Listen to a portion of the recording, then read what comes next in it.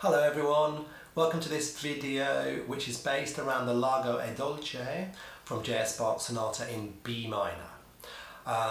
This is probably a continuation from the videos based around the Adagio from the G minor sonata. So if you haven't watched those and worked on those first, because they've got a lot of long notes, they might be a better place to start. Once you've been sort of working on those, I would then perhaps move on to this. There's more movement, more fingers to move in this. I'm going to start, like I did before, with harmonics and thinking about the kind of colour I want and maybe the kind of colour I'm trying to create. Am I wanting an open, warm sound? Am I wanting a more focused sound? So with the harmonics, if I think sort of or perhaps even to bring the lips forward, I'm going to be getting a more open, warm sound with the harmonics.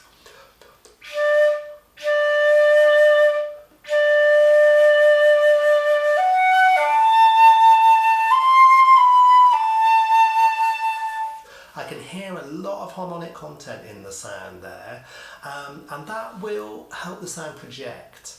It's something that sometimes doesn't always sound brilliant close up, but as the sort of noise around the sound doesn't project, and what's left is a really nice resonant sound that does project.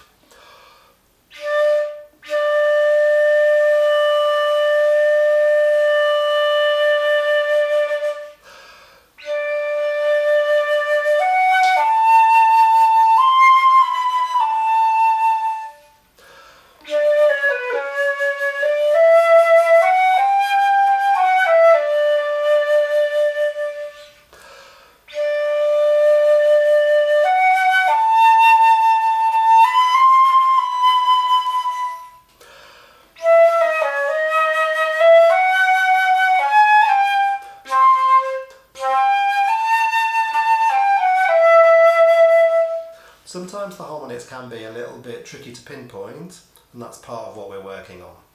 I was really trying to keep my mouth as open and wide as possible there, with the tongue really low, and trying to create this sort of warm, velvety quality, trying to harness all of the lower partials, the lower harmonics that the harmonic fingerings give us. If I'm trying to make the sound maybe a bit more focused, a bit more clear, a bit more pure, then I'm going to go for an E vowel shape. I'm going to maybe use my bottom lip whistle tool, which is just being really aware of this pad of muscles here and just making them a little bit firmer, a little bit denser bottom lip. So for the open sound, I'm trying to keep my lips really soft. If I'm going to firm up the sound a bit, I'm also going to firm up the lips a bit. And make a more elliptical, oval shaped aperture.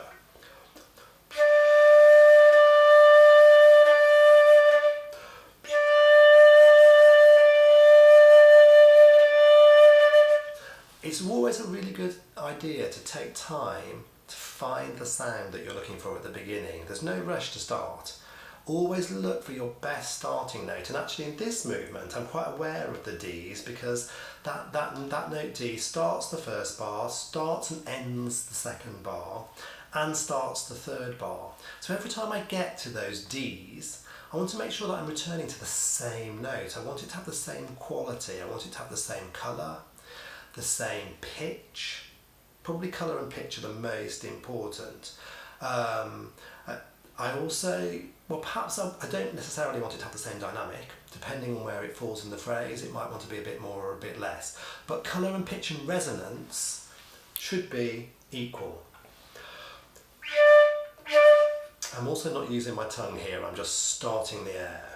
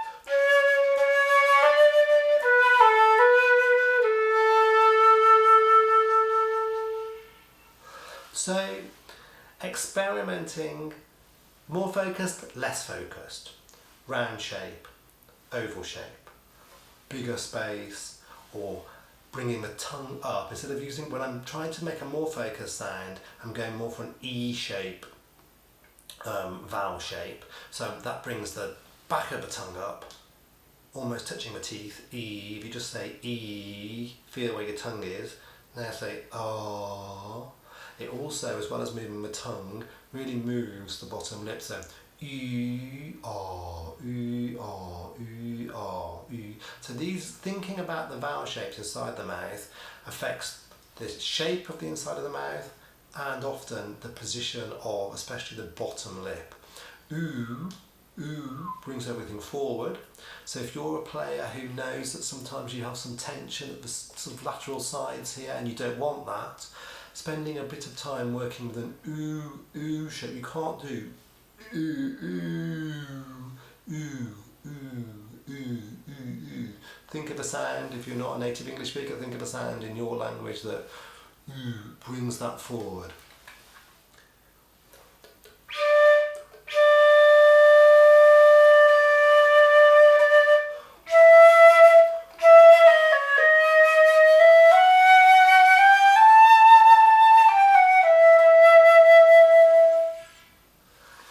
So it's good to be able to play these things with different types of sound and to really sort of nail as much variety as possible, and then you can choose. And it might be that you want a different sound if you're playing these movements with a harpsichord compared to with a piano.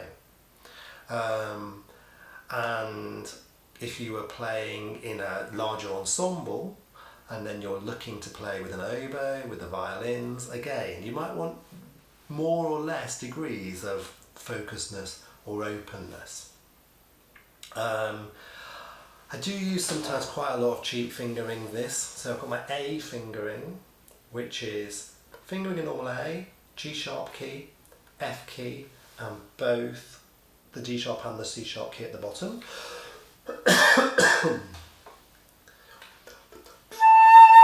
So for example,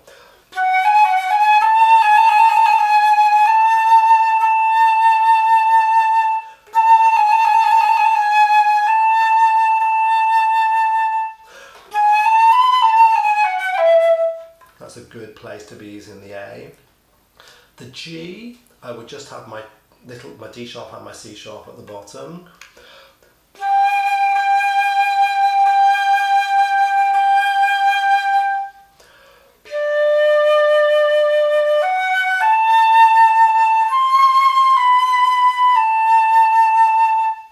I might add my F sharp and my G sharp for a B.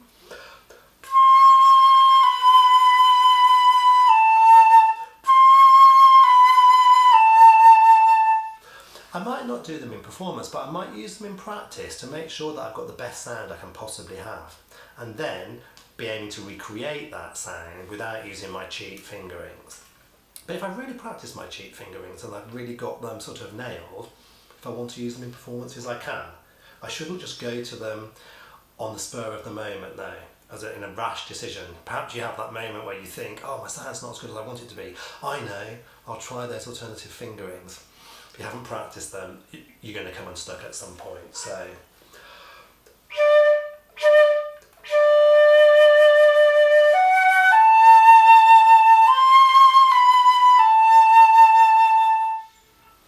for a top E, I would finger an E and also use the D sharp and the C sharp at the bottom.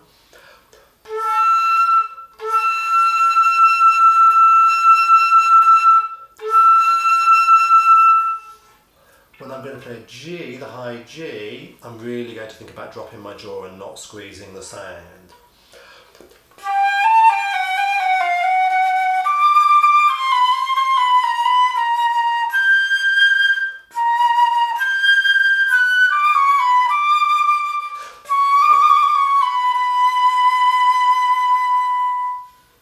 So that high note, you're jumping from an A to a G, almost an octave.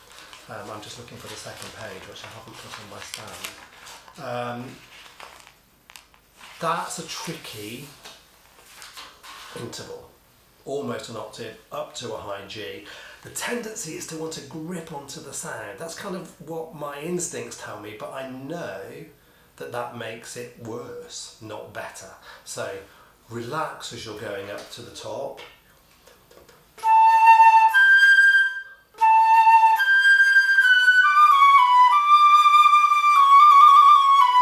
And hopefully after the G, the F sharp will be better as a result as well.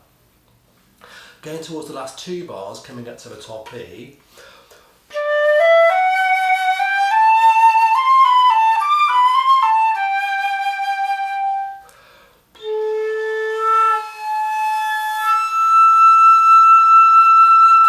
That's a ghost harmonic. I'm fingering the top E, blowing softly, making the blowing get stronger, stronger, stronger, going to the middle octave and then the top octave.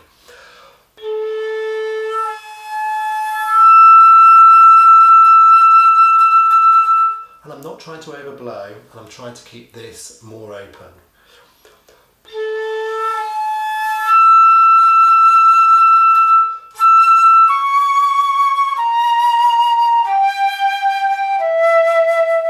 So when I'm practicing those ghost harmonics like that, I'm also flaring my nostrils to just make sure that I'm loosening the top lip as well as dropping the bottom.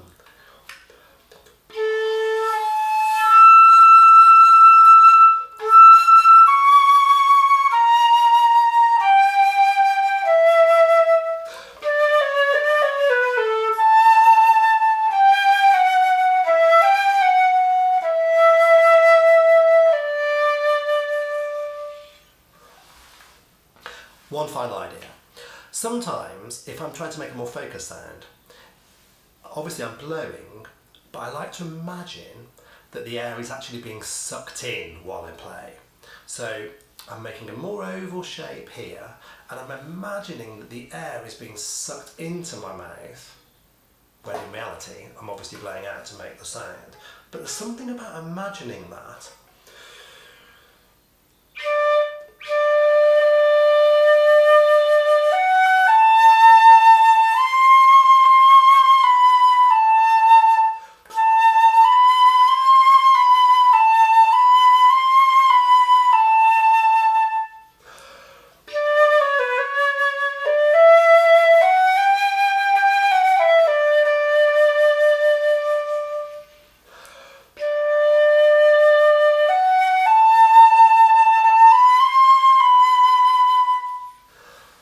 An idea to play with.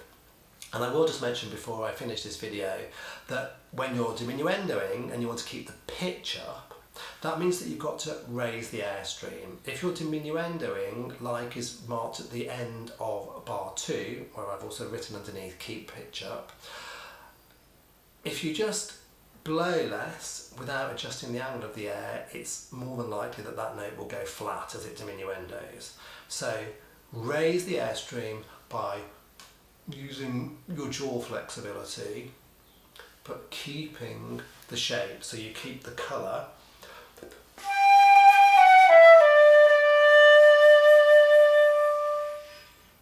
And if you're really struggling, you can even just raise your head a little bit as you start to diminuendo.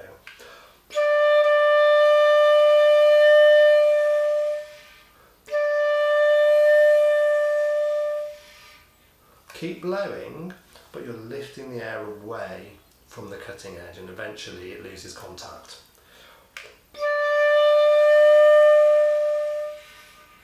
So you can use a little bit of that. That's not brilliant technique, if I'm honest. The best way is to use your lip, use your bottom jaw, but in a struggle or as a halfway house while you're working towards it, that can help, the little head thing.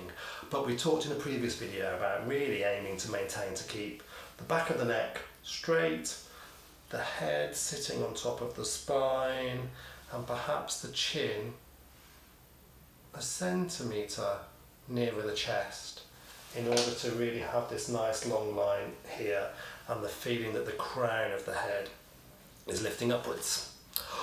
Oh, I feel like I've gone on a lot there, but I hope that it hasn't been too confusing or too in and out of lots of different ideas, and that you find them useful. Do let me know. Thanks a lot. Bye.